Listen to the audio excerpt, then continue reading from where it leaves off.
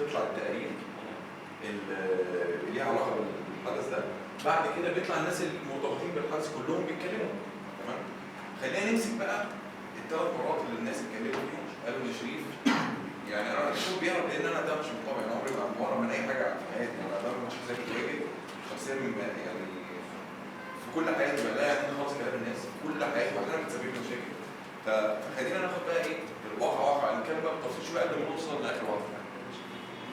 مره قالوا شريف اكرامي بيهرب بداعي ان هو مش مصور حاجه، المره الثانيه بيهرب ان هو مش عايز يقعد احتياطي، المره الثالثه بيهرب عشان متوافق مع حسام غالي، ومره وهكذا، وتتعددت الاسباب بس في الاخر نتيجه واحده.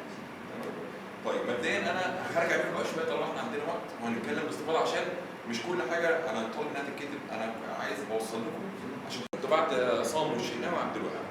تمام؟ قعدت في الفتره دي حوالي شهرين ثلاثه، تدرجت واحده واحده وقعدت احتياطي فتره، وبعد كده وصلت الجول بقيت رقم 40 اساسي. يعني اظن ان الفتره دي تثبت ان انا ما عنديش مشكله خالص ان انا اقعد احتياطي في المنتخب. ادي رقم واحد كده نقفلها. وقررت قبل كده مع كوبر ان انا قعدت في ماتشين شاد احتياطي لماتشين ما كانش عندي اي مشكله. تمام؟ ادي ما حدش يقول، ما حدش يجيب لي سبب الدكه كسبب ان انا مش قادر في المنتخب. دي حاجه. الحاجه الثانيه الاصابه دي اتكررت ثلاث مرات في ماتش غانا وفي ماتش بوتسوانا والمره دي. في ماتش غانا الاصابه اول ما الناس كلها شافتها بعينيها. بعد كده خرجت التقارير اللي متاكد الاصابه من طبيب المنتخب وطبيب النادي. تمام؟ بعد كده جه ماتش العوده برادلي لعبني في ماتش العوده. فهل لو في اي نيه ان انا خارج من الملعب بتاعي اصابه ان الراجل المسؤول هيلاعبني تاني ماتش العوده؟ اكيد لا. والدكاتره دكتور نادي ودكتور منتخب اقرر وجود الاصابه. يبقى احنا على اي اساس بنتكلم في الهروب؟ الهروب اللي هو فين؟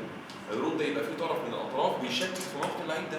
الكلام ده ما حصلش. بالتالي اللي عايزين يتكلموا في حته الهروب دي ناس مش فاهمها الحقيقه، ناس فاهمها ان هي تشوه او تعمل فتنه او تعمل جدل او ايا كان السبب. انا دول لا يعني بقى انا هرد عليهم.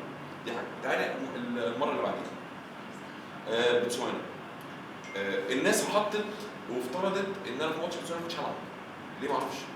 يعني وحتى كان شيء غريب، حي يورزق ممكن ترجعوا له. هو كان مصنف مين ساعتها الجول الاول بتاعه ومين اللي كان لاعب اخر ماتشين في التصفيات ايا كان، حتى لو كانت النتيجه سلبيه. النتيجه خسرنا اول ماتشين بس هل معنى كده ان هم عشان خسرنا يعني الفرقه كلها؟ ما كانش بقى شيء بس اللي بقى كان الفرقه كلها هتقع. مبدئيا ان انا قاعد الاحتياطي دي ما كانتش مطلوبه. فانا اتصبت قبل ما اسافر. الاشاعه عملنا اشاعه. الاشاعه ما بينتش حاجه. تمام؟ ده كان مدخل من المداخل الناس تبتدي تتكلم ده ما عندوش حاجه. سبحان الله بعديها باسبوع كنت بعمل عمليه. فيعني فين الطهاره في المره الثانيه؟ مفيش. جينا المره الثالثه الاخيره دي. انا بصراحه كنت بتبض يعني اللي خلى الناس في ماتش بوتسوانا يطلعوا ان انا بتوع العمليه ان انا شريف فريق المنتخب وما زالوا مصممين، يبقى طبيعي جدا هم ينكروا المره دي ان انا انت منتخب اللي داعي تاني مثلا مش عايز احتياطي او متعاطف مع حسام غالي او مش عارف اول ثالثه ايه فيها. اول ثالثه هي بتاعت حسام غالي. بس دلوقتي انا انك بتطعن في موقف شريف اكرامي ان هو مش عايز يروح المنتخب ايا كان الاسباب، بمعنى كده انت بتشكك رقم واحد في النادي الاهلي مسؤول كمدير كوره زي كابتن سيد حفيظ وطبيب الدكتور خالد هو الدكتور اول واحد طبعا هو الدكتور اول كده وهتاخد عندك كام؟ هو ثاني وليده وهو ثاني وليده عشان كده معنى كده هل كل دول واقفين معايا؟ هل كل دول علاقتي كويسه يعني لدرجه ان هم بيداروا عليا؟ اكيد لا يا جماعه. فالكلام ده حتى مش منطقي. دلوقتي طلع بعض الاخوه يعني الصحفيين بيقولوا لا وبيحلفوا ان انا الموضوع كان منظم ومرتب وان شيء ما كانش له رحمه. طب هل النادي الاهلي هيتصدى لدرجه ان هو ما لقناش ماتش المقاولين واحنا محتاجين نحسم الدوري؟ فهل يعني الحقيقه بقى واضحه كل الناس بس احنا مش عايز نشوفها او ما بقاش امامها الحقيقه، لان لو الناس عايزه تدور على الحقيقه موجوده واضحه. بس فانا اتكلمت في الموضوع، دخلت حتى مداخله تلفزيونيه لبقيه الموضوع. ابتدى الاطراف يعني ما جابوش بقى تصريحات مني، ابتدوا يرجعوا كابتن اكرامي عشان ايه؟ لمجرد ان هو بيتكلم باسمي مثلا عشان ابويا مثلا فيجيبوا منه اخبار. انما هو الموضوع لو انت عايز تعرف حاجه عن شريف تكلم شريف.